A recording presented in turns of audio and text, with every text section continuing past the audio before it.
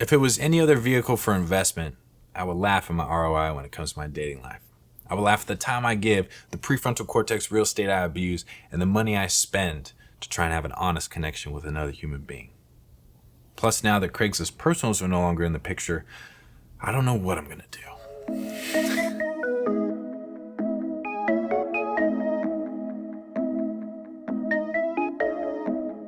I've been the player and I've been the played. I've had the girl emotionally attached and I've been emotionally chained around her middle finger. I've been treated like I was less than human, all because there was a screen between us. I got to a point where I felt I had to play the game just to participate, that I had to partake in order to have a fair chance at getting the girls I desired. So I did. And in true Spencer fashion, I killed it. I played hard to get. I played emotionally distant. My ringtone was Big Pimpin'. I timed out my texts. I made them want what they couldn't have. I made them attached to me, or at least attached to an idea of who they thought I was. And soon enough, I won. I could get almost any girl I wanted, all by being emotionally unavailable. It quickly got to a point where it didn't start to be fun anymore. Dating had become meaningless to me. It had become a perfectly executed plan that was pathetically tailored to each girl. A to B to C to D.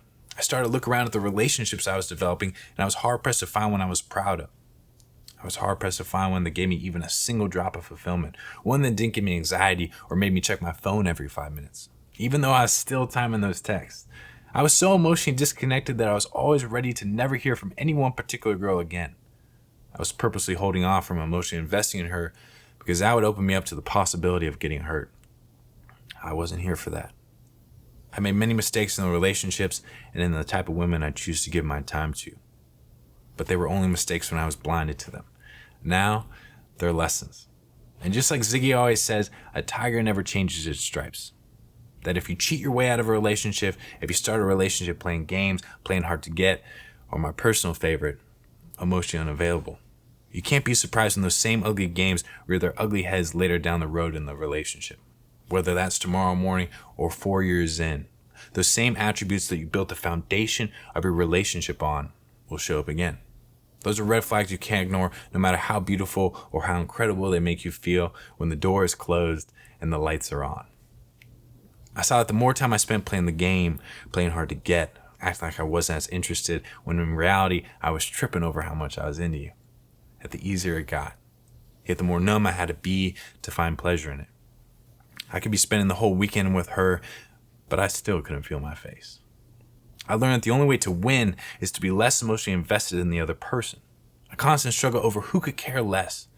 But that is where the problem lies in itself. A relationship, no matter if it's for 48 hours or a couple years, is not a game. There is no winner.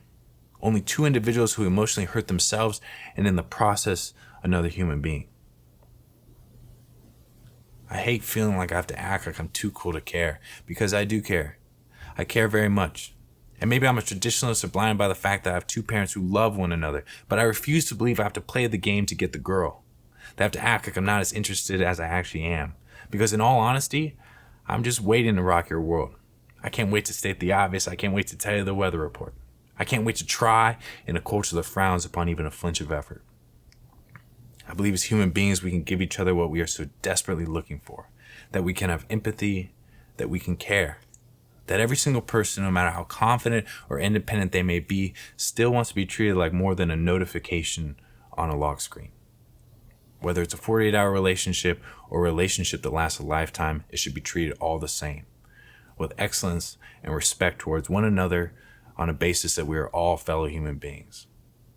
The more mistakes I make, the more I see life is cyclical. You reap what you sow, and right now, let me be the first to tell you, I'm reaping some grade A.